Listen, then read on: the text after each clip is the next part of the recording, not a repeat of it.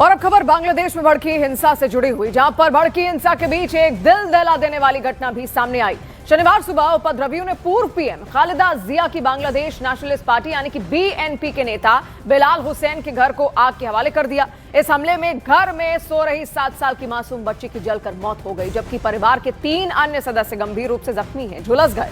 ये पूरी घटना लक्ष्मीपुर सदर उपजिला के भवानीगंज यूनियन के पश्चिम 4 मानसा गांव में हुई है, जहां पुलिस के मुताबिक शनिवार सुबह हमलावरों ने पहले बिलाल हुसैन के घर के दोनों दरवाजे बाहर से बंद कर दिए। इसके बाद पेट्रोल डालकर पूरे घर में आग लगा दी और उस वक्त घर में पूरा परिवार सो रहा था। आग लगते ही पूरे इलाके में अफरा तफरी मच गई, लेकिन तब तक काफी देर हो चुकी थी। खुद बिलाल हुसैन भी झुलस गए और उनका इलाज स्थानीय अस्पताल में इस वक्त चल रहा है, जबकि दोनों बेटियों को बेहतर इलाज के लिए ढाका रेफर कर दिया गया है। तो क्या हालात इस वक्त बांग्लादेश के बने हुए हैं, आप वहां पर देखिए। बांग्लादेश में इनकलाब मंच के युवा नेता शरीफ उस्मान हादी की हत्या के बाद हिंसा शुरू हुई, जो बढ़ती जा रही है। शनिवार को ढाका में हादी के अंतिम संस्कार के बाद भीड़ ने संसद पर हमला करने की कोशिश की है। हादी को दफनाने के बाद भीड़ ने नारेबाजी करते हुए संसद की तरफ मार्च किया। परिसर में घुसने की कोशिश की गई है। इससे ढाका में अगस्त जैसे हालात एक बार फिर से पैदा होने की अब अंदेशा जो है वो बढ़ गया है। जब शेख हसीना के खिलाफ सड़क पर युवा उतर आए थे, भीड़ ने संसद परिसर में जमकर घुसकर उत्पाद मचाया था। अधिकारियों ने बताया कि हालात को बिगड़ता देख सुरक्षा बलों ने दखल दिया और मार्च को रोका। इसके बाद सुरक्षा बलों ने हल्का बल का प्रयोग करते हुए प्रदर्शनकारियों को तितर-बितर कर दिया। संसद में किसी नुकसान की आधिकारिक पुष्टि नहीं हुई है।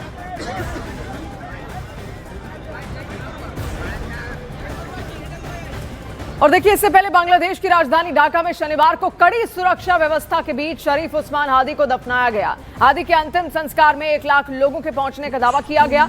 अंतिम संस्कार के मुख्य सलाहकार मोहम्मद यूनुस और सेना, देखिए अंतरिम जो सरकार वहां पर रही है उसके मुख्य सलाहकार मोहम्मद यूनुस और सेना प्रमुख जनरल वकार उस जमा संसद भवन परिसर के साउथ प्लाजा में इनकलाब मंच के हादी के जनाजे की नमाज में शामिल भी हुए। हादी की मौत के बाद बांग्लादेश में राजकीय शोक तक घोषित कर दिया गया है। ये तस्वीरें बताने के लिए काफी हैं कि आखिर किस तरीके से पूरे ढाका में, पूरे बांग्लादेश में हादी की जो लोकप्रियता थी वो लोगों के अंदर बसी हुई थी। खासतौर पर वहां का वो छात्र नेता था, एक युवा नेता था, और इस बार जो चुनाव होने वाले थे उसमें वो लगातार उम्मीदवारी भी कर रहा था और चुनाव प्रचार उसकी ओर से किया जा रहा था। और आपको याद होगा पिछले साल किस तरीके से बांग्लादेश में हिंसा भड़की थी जब शेख हसीना को सत्ता से बेदखल कर दिया गया था। तो प्रमुखता से ये आंदोलन जो छेड़ा गया था वो हादी की ओर से ही छेड़ा गया था और वो प्रमुखता से इस आंदोलन को लगातार अग्रणी भूमिका उसमें निभा रहा था और उसके बाद उसको गोली मार दी जाती है।